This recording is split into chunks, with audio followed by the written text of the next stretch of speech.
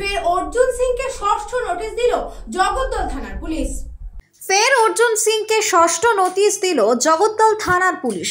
শুক্রবার রাতে অর্জুন সিংয়ের বাড়িতে জগদ্দল থানার পুলিশ এসে নোটিশ দিয়ে যায়, যে নোটিশে শনিবার দুপুর 2টোর মধ্যে অর্জুন সিংয়ের আগ্নেয়াস্ত্র সহ জগদ্দল থানায় হাজিরা দেওয়ার কথা বলা হয়েছে। অর্জুন সিং দিল্লি থেকে ফিরে জানান আগ্নেয়াস্ত্র সহ নথি জমা দেবেন আদালতের নির্দেশ দেওয়ার পর।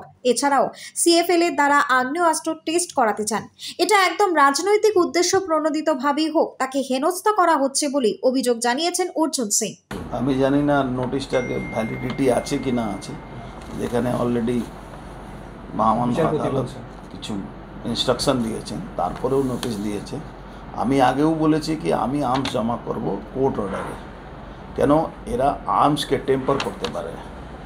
যখন এরা আমার আর্মসকে টেম্পার করার জন্যেই বারবার এরা আর্মস চাইছে। আমি একবারও বলিনি কি আমি আমার আর্মস জমা করব না, কিন্তু আমি বলেছি আমার আর্মস জমা করব অর্ডার, কোর্টের অর্ডার উপরে। কোর্ট অর্ডার দিলে আমি আর্মস জমা করব।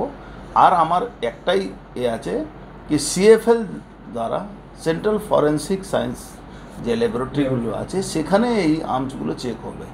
স্টেট ফরেন্সিক ডিপার্টমেন্ট এটা যাতে না করে। আমার আর কোনো এর মধ্যে নেই।